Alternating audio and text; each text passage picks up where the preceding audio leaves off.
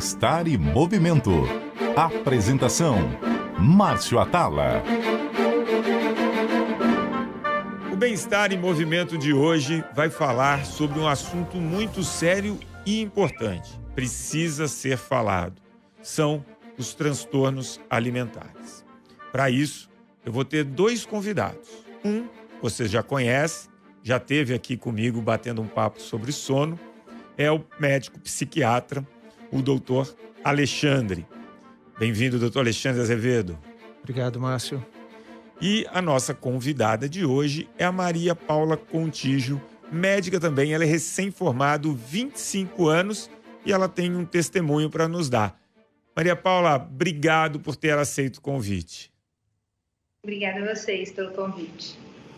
Maria Paula, você é médica, estou vendo você, bonitona. Na verdade, você não lembra de mim, mas eu acho que eu te conheci já tem uns bons 12, 13 anos.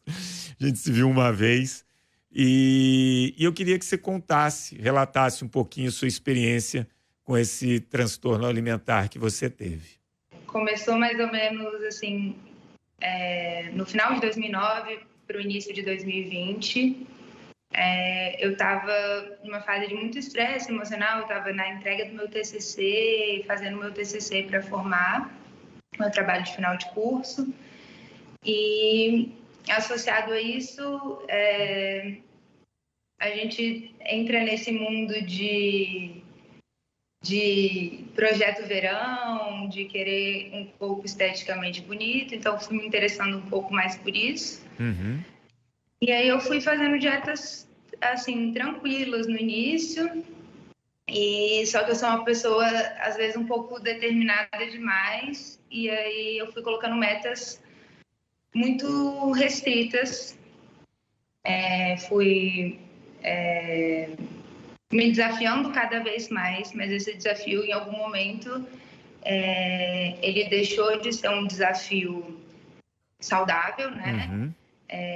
E passou a ser um desafio de compulsão mesmo, assim. E uma compulsão não pelo alimento, mas uma compulsão pelo emagrecimento mesmo, assim. Entendo. No começo foi mais, assim, a questão de restringir tudo que eu comia. Então, eu sabia o valor calórico de todos os alimentos, eu sabia todos os alimentos que me davam menos fome e que tinham um valor calórico menor, então que eu ia conseguir passar o dia sem comer. Eu me desafiava também em jejuns de 24, 48 horas, e eu fui perdendo bastante peso. E aí chegou um momento de que eu sentia fome e aí tudo virava uma compulsão, assim. Eu sentia que comer 2 maçãs era uma compulsão alimentar, porque no meu dia a dia eu ficava 48 horas sem comer. Então, tudo foi virando compulsão nesse sentido. E aí eu fui evoluindo dessa questão do não comer, do ser muito restrita, para precisar e sentir a necessidade de me alimentar. E quando eu voltei a me alimentar no sentido normal, assim, eu tinha muito medo da comida. Todas as coisas que eu comia, saudáveis ou não saudáveis, eu sentia que dentro de mim elas eram veneno. A comida passou a ser meu grande inimigo, assim. Uhum. E aí foi quando eu precisei vomitar isso. Precisava Entendi. tirar isso de dentro de mim, porque o sentimento era de que era um veneno, de que isso ia me trazer muito mal. E eu falo que, assim, que o meu sentimento pós era quase como se eu não vomitasse só o alimento, mas todas as minhas preocupações, as minhas ansiedades em relação ao próprio formar, ao próprio trabalho. Então, era quase que um mecanismo de jogar fora tudo que estava dentro de mim. Isso tudo, assim, foi muito rápido, porque eu nunca fui uma pessoa que fez muita dieta, que prestou muita atenção nessa parte. Então, foi assim, a minha primeira dieta da vida foi em 2019, e no final de 2019, e em março de 2020, eu já estava vomitando, porque eu precisava chegar nesse objetivo, eu precisava fazer isso direito. Era um sentimento de como uma pessoa que precisa realizar uma coisa de uma forma boa. Entendi. E aí eu precisava perder peso, eu precisava não comer, era um objetivo que eu precisava cumprir, e não cumprir me deixava muito, muito ansiosa. A gente vai ir mais a fundo, conversar, trazer essa sua experiência aqui. Antes do doutor Alexandre, eu vi que ele fez o sinal de concordância em vários momentos do depoimento da Maria Paula. Eu tenho alguns dados que 5% da população no Brasil tem algum tipo de distúrbio alimentar, que seria o dobro da taxa mundial, considerando a população entre 14 e 18. Um levantamento realizado pela Secretaria de Saúde do Estado de São Paulo diz que 77% dos jovens paulistas apresentam uma pequena propensão a desenvolver algum tipo de distúrbio alimentar, né, como anorexia, bulimia e compulsão. Tem uma frase que nem toda dieta vai te... Uma parte deles envolve a obsessão pelo emagrecimento, que são aqueles que envolvem a questão da imagem corporal, a distorção da imagem corporal, que são a anorexia nervosa, a bulimia nervosa e o transtorno de purgação. Esses 3 envolvem questões relacionadas à imagem corporal. Para pessoas predispostas que já têm algum componente em relação à percepção corporal inadequada e usualmente starta dessa forma com a ideia de, puxa, mas se eu perder 1 quilo ou 2 quilos eu vou me sentir melhor. Como se fosse uma inadequação em relação ao pertencimento daquele corpo, que poderia não estar gordo, poderia ser um corpo magro, mas como se naquele momento uma percepção inapropriada daquele corpo pudesse ser melhorado a partir da perda de algum peso, qualquer que seja.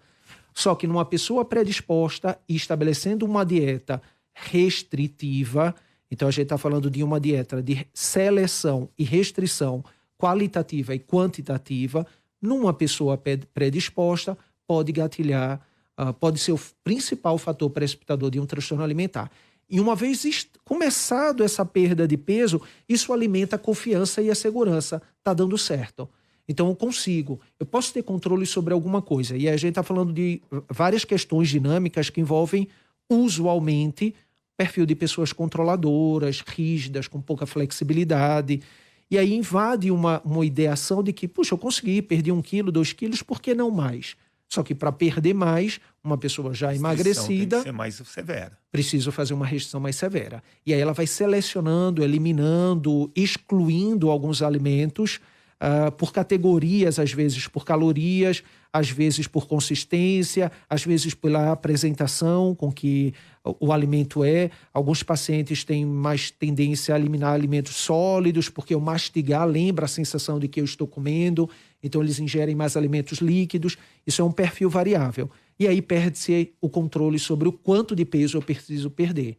E aí vai numa obsessão, a Maria Paula usou essa expressão, vai numa obsessão pelo emagrecimento. Não tem a ver com a estética. E aí a saúde vai indo embora, né? Sim, porque envolve não somente a saúde física, mas a saúde mental, né? Tudo deixa de ser menos importante numa classificação da rotina do que eu perder peso e sobre o que e o quanto eu vou comer, mais importante, sobre o que eu não vou comer. E sobre o sentir ou não fome, sobre o pavor em sentir fome. E sobre o pavor em sentir fome e precisar comer. E aí chega uma hora que a restrição já não consegue mais ser eficaz e, eventualmente, o desespero é tão forte que começam a surgir os métodos compensatórios inadequados, entre eles a purgação ou vômito autoinduzido. Maria Paula, você falou muito que você sabia exatamente quantas calorias tinha, a composição nutricional de tudo. Doutor Alexandre, a gente pode chamar isso de ortorexia? Não, a ortorexia ela não envolve imagem corporal e o conceito da dieta saudável diz respeito a adquirir saúde e não perder peso. Tá. Envolve também seletividade e restrição, mas com o objetivo de manter de uma maneira obsessiva o corpo saudável. Mas não tem relação com o corpo, a imagem corporal e emagrecimento. Tá. Eu vou fazer uma pergunta agora e ver se a Maria Paula se enquadra nisso. O fato de hoje você ter as mídias sociais, as redes sociais, né, como um parâmetro de comparação, isso pode ser um gatilho? De alguma maneira, a Maria Paula falou do padrão, né, que ela queria perder ali um pouquinho. Isso te afetou, Maria Paula? Eu acho que isso afeta todo mundo. Assim, Comigo não tanto pelo padrão, assim, o que é um padrão, porque eu não sabia nem o corpo que eu queria ou o corpo que eu gostava. Mas no sentido de você ver várias pessoas normalizando os distúrbios alimentares. Então, assim, quantas pessoas nas mídias sociais e que pregam a saúde, na verdade, elas estão pregando a estética. Então, eu conseguia, assim, como médica, eu conseguia me enganar muito bem achando que eu estava fazendo algo pela saúde, então que eu estava comendo de uma forma mais saudável. E aí, porque tudo aquilo que foge, assim, eu não sei explicar, mas assim, a mídia pregava muito um emagrecer e como uma vida saudável. Então, eu conseguia me esconder muito atrás disso. Então, eu seguia essas blogueiras de wellness que elas falam e tudo mais. E o jeito que elas falavam as coisas, eu fingia que eu era uma delas, assim. Então, me era muito gatilho.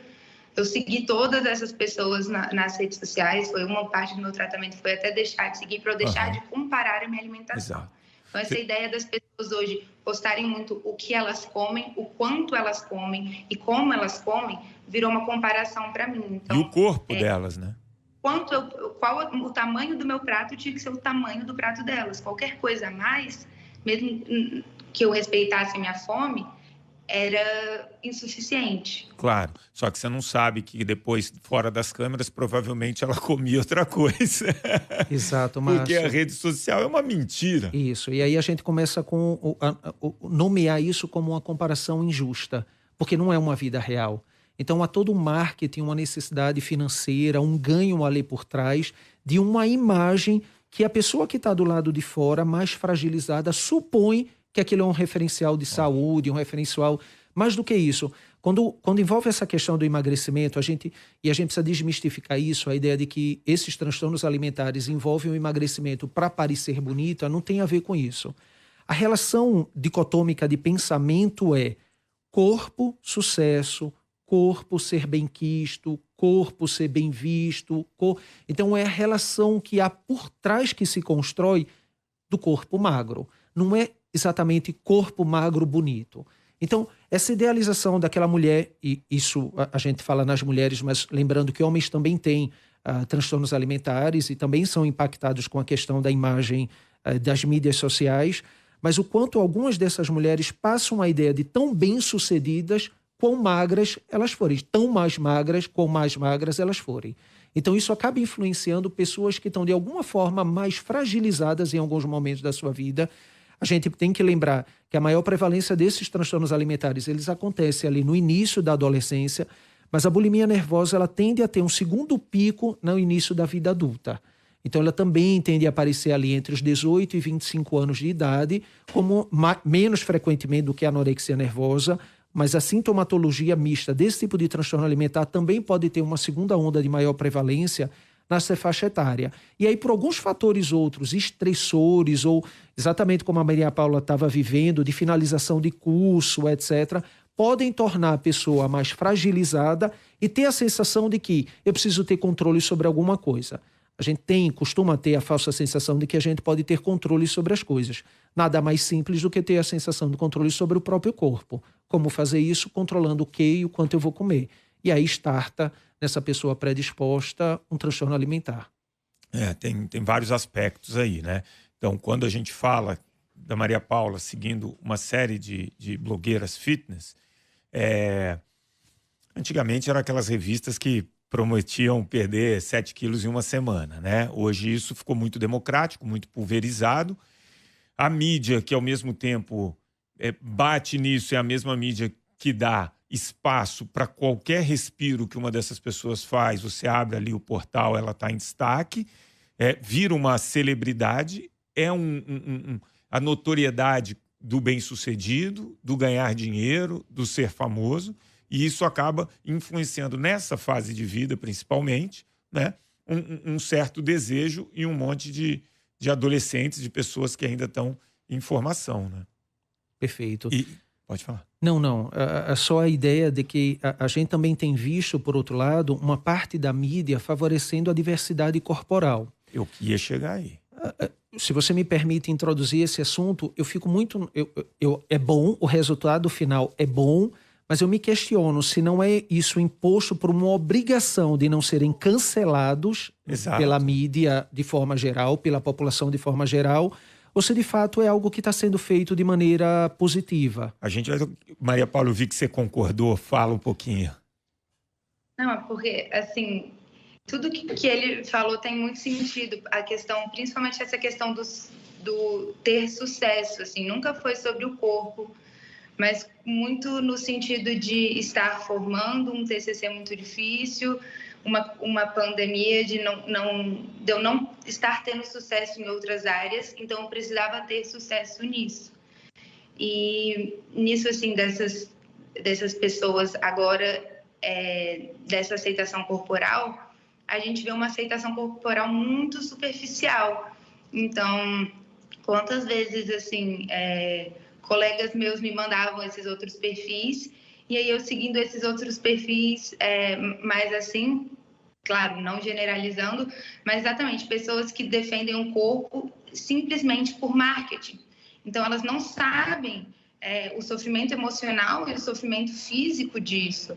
Então, colocar uma pessoa com outro corpo ali não é falar sobre transtorno alimentar, não é entender a pressão que a sociedade faz por perfeição, sabe? É muito mais a fundo, e são poucas as pessoas que estão dispostas a entender isso de uma forma psicológica, a entender isso de uma forma mais empática e menos visual.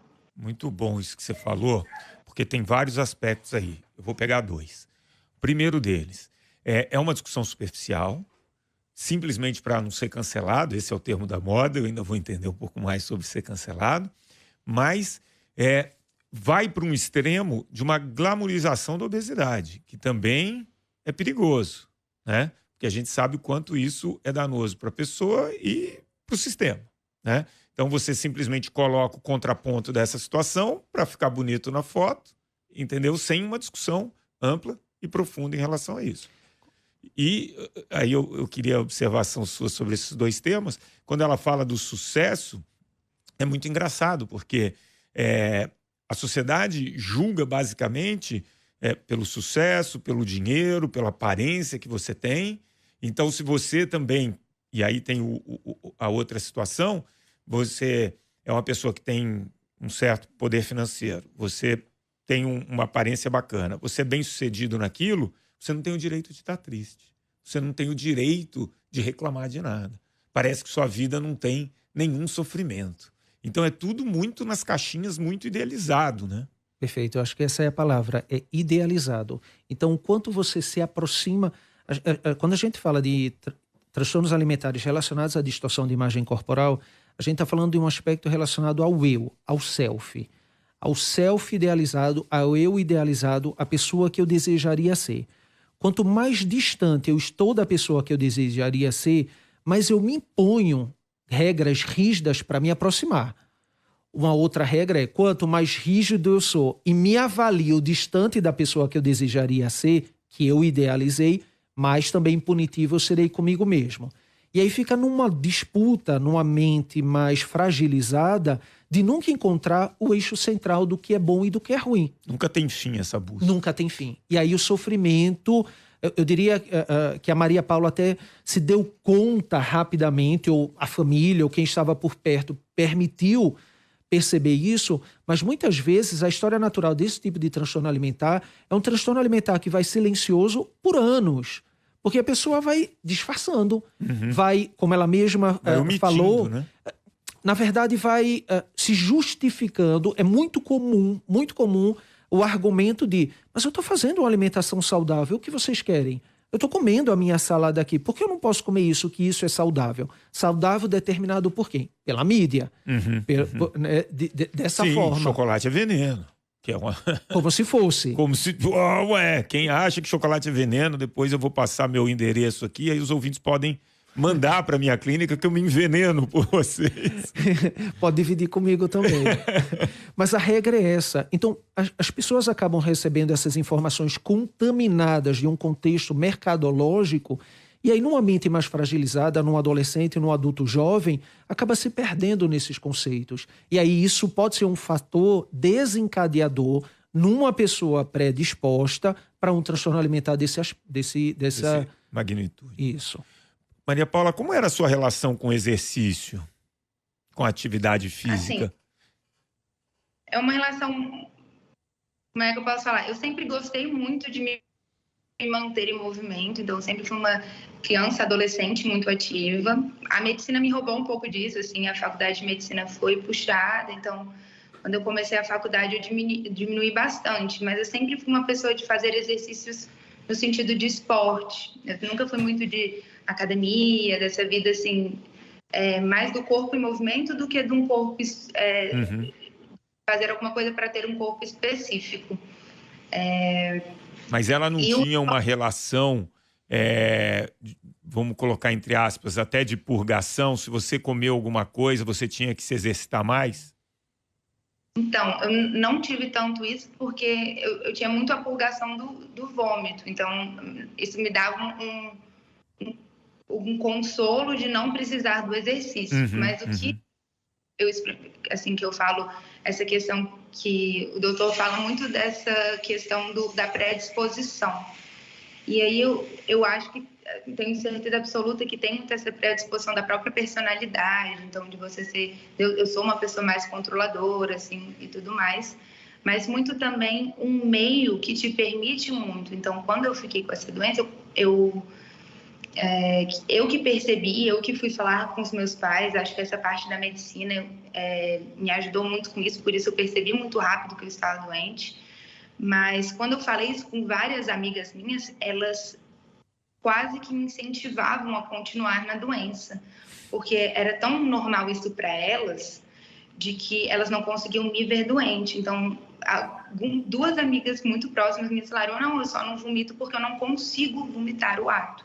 Caramba. Mas assim, é uma solução boa, como se elas vissem uma solução boa. Quando eu escutava isso, eu ficava ofendida. Eu falava: não, eu tô doente, vocês estão entendendo? Isso é doente. Claro. Você então, teve essa sensibilidade, né? Elas começaram a tornar a doença um pouco mais normalizada. Então, é igual remédio, assim. Eu não sei nem contar o tanto de amiga minha do meu ciclo que toma remédio de emagrecer. Sim.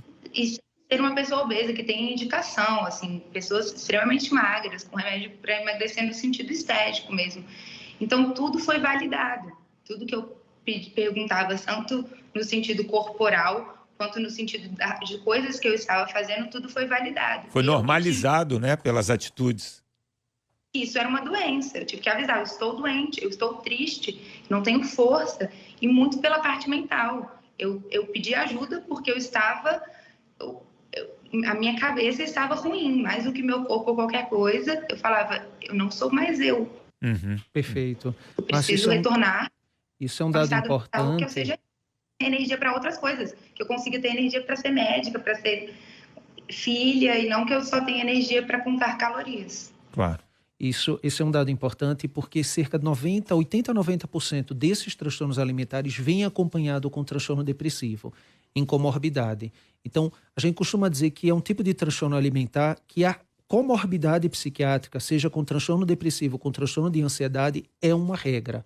Então, usualmente caminham juntos, o que torna ainda mais difícil o tratamento.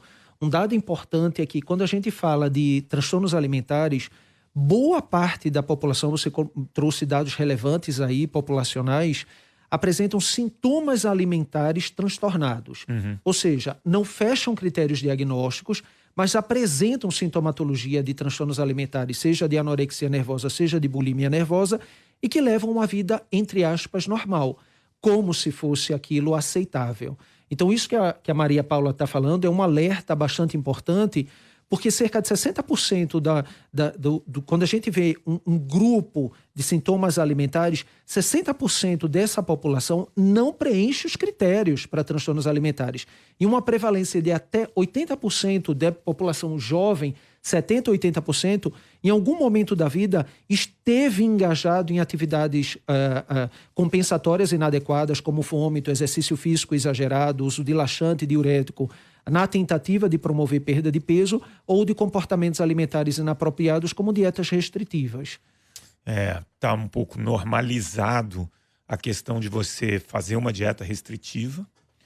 E enquanto a Maria Paula estava falando, me veio à cabeça uma cena que eu vivia há uns 2 meses, de estar numa farmácia, chegar uma garota, enfim, magra, olhando, você via que era magra, buscando um remédio que é para tratar diabetes, mas obviamente com efeito, a ideia dela, e ela comentando com a amiga do lado, era o efeito off-label ali, de você perder mais peso. Normalizado. Ela e a amiga com uma receita, que eu nem sei como parou essa receita na mão dela, né? E a coisa fica normalizada.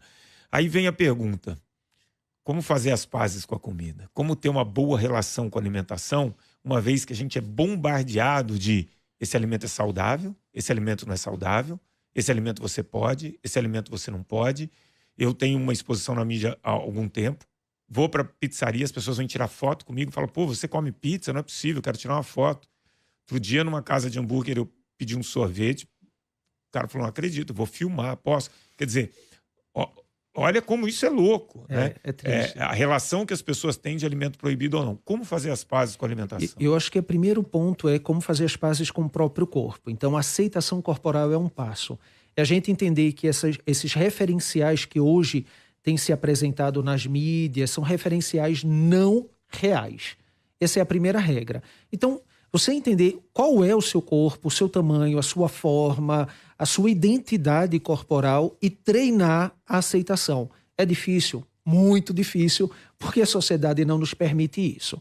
A gente tem engajado, nós profissionais que trabalhamos com transtornos alimentares, a gente tem feito um movimento em relação à verdadeira aceitação corporal, mas esse é o primeiro caminho. O segundo caminho é fazer uma desintoxicação, como a Maria Paula fez dentro do tratamento dela, em relação a essas mídias. Entender que a comida tem que ser uma relação, eu costumo dizer com meus pacientes, né, ordinária, comum. Você vai comer porque você está com fome, você vai comer porque está gostoso.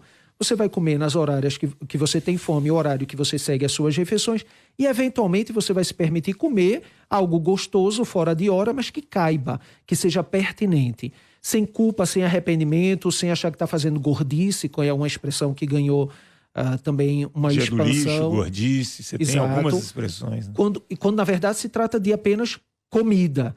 Então, a maneira como você se sente em relação ao seu corpo e a maneira como você derruba conceitos inapropriados. E, Márcio, isso é uma luta, porque a gente é bombardeado de, desculpe aqui a expressão, charlatanismos. Sim. Em relação a dietas, em relação a corpo, em relação ao que pode e o que não pode na alimentação, que em pessoas que, e aí nem é responsabilidade delas saberem definir o que é correto ou não, acabam aprendendo. Porque hoje a informação está aí, né? Aí uma pessoa dessa até detectar que essa é uma boa informação ou não... ela não tem como, né, na verdade. Cabe a nós, que trabalhamos também de uma forma ética dentro da mídia, tentar, mesmo num trabalho de formiguinha, fazer essa expansão de verdades em relação ao corpo e à comida. E aí, de alguma forma, depoimentos como a da Maria Paula nos permite também divulgar esse alerta e fazer chegar a essas pessoas esse alerta a respeito do que é um transtorno alimentar e o quão severo ele pode ser. Maria Paula, eu quero agradecer muito a sua participação, a sua coragem, né, de expor uma situação dessa, porque isso serve para alertar sobre um tema e pode abrir o olho de muitas e muitas pessoas. Então, obrigado, fico feliz de você estar bem, desejo todo sucesso aí na sua carreira de médica, espero te reencontrar em breve. Muito obrigada por poder participar.